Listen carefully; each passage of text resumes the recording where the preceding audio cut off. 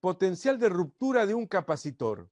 Estamos diciendo que la energía de un capacitor cargado es igual a un medio de C por B al cuadrado. Esto da la idea de que yo puedo aumentar B y aumentar indefinidamente B, pero no es así.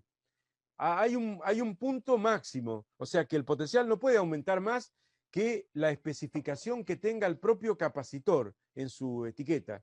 Si te dice 100 volts, enseguida vamos a ver que aparte de 100 microfarados había una tensión ahí al lado, ¿o no? Ese es el potencial de ruptura del capacitor.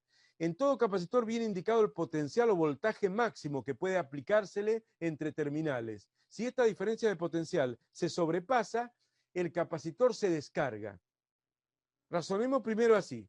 Las cargas positivas cruzan directamente a la placa negativa. De pronto son tantas las cargas, es tanto el potencial, están tan cerca que dicen más, es un aislante, ¿qué me importa? Es el aire no conduce la electricidad, ¿qué me importa? Y salta el arco voltaico y salta. Se produce la chispa y la carga positiva se va hacia la carga negativa, un desastre desde el punto de vista de nuestro. O sea, queremos un capacitor no para que pase eso, ¿cierto? Si el dieléctrico es aire, se produce el arco voltaico, que es similar a las chispas del encendedor electrónico de cocina, el magiclick que se usaba antes, de las estufas que tienen encendido electrónico, también algunas cocinas muy modernas que tienen también que apretar una teclita y hace chispita así y saltan los arcos voltaicos. En definitiva, también similar a los rayos de la tormenta, a pesar de la diferencia de las escalas. Esto lo habíamos hablado en la clase pasada. Eso pasa si se supera la tensión máxima. Pero si el capacitor no tiene aire, si tiene aire no pasaría más que un chispazo, aunque a lo mejor después queda medio, no sé si medio chamuscado el capacitor, no sé, pero no pasa mayor problema. Pero si el capacitor tiene un cierto dieléctrico, que no es aire o vacío, sino tiene, por ejemplo, mica, papel, cerámico y demás, al sobrepasarse el potencial de ruptura, se perfora el dieléctrico y el capacitor se inutiliza, no sirve más, hay que comprar otro. ¿Se ubican? Entonces eso no tiene que pasar. En la analogía hidrostática que habíamos hablado antes, la capacidad de un capacitor, ¿cierto? Interpretado el mismo como un determinado recipiente con un determinado radio o diámetro, mientras tenga más capacidad, tiene más radio, más diámetro, y la carga que le entraba al capacitor es como los litros de agua que le entra al recipiente.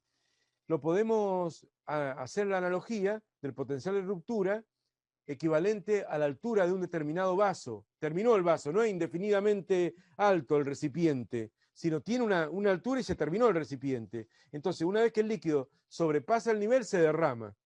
No puede almacenar más líquido. De todas maneras, esta analogía no es exactamente similar a lo que pasa con el capacitor, porque el vaso, una vez que alcanza la altura máxima, el agua se derrama porque no puede almacenar más agua. En cambio, el capacitor no pasa lo mismo. No es que no pueda almacenar más carga y el exceso de carga pasa, no.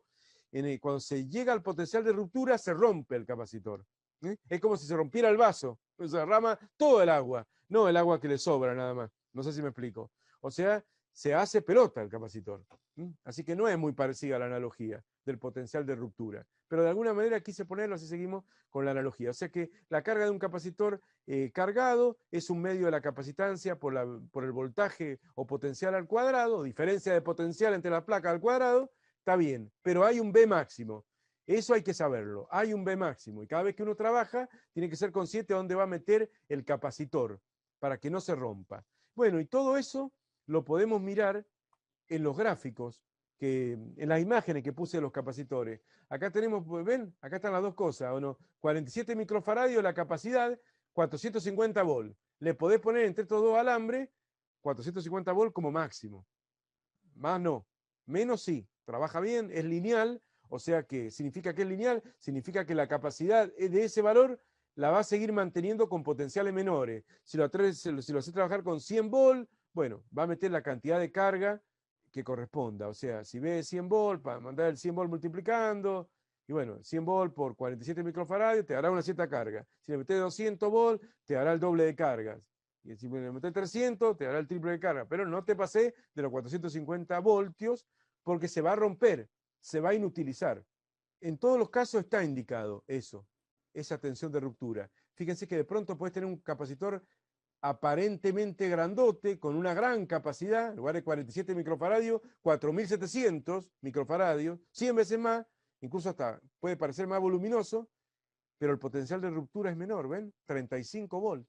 Hay que mirar porque todo es importante. Acá también tenés 35 volts, 470 microfaradios. En todos los casos está indicado, ¿no? A veces ni se puede ver, casi 35 volts, 22 microfaradios. Bueno, estos son los electrolíticos. Después voy a hablar cuando llegue a esta parte de, estos son creo que de papel y estos son cerámicos, me parece. No recuerdo bien, pero estos son como, creo que son de papel y estos cerámicos, no recuerdo bien. Son de papel los anaranjaditos, ¿no? O que son así chatitos, así con forma como de una monedita, así, ¿no? Circulares. Bueno, después voy a hablar un poco más de distintos tipos de capacitores. Terminó la parte más pesada de la electrostática, que es el capacitor físico.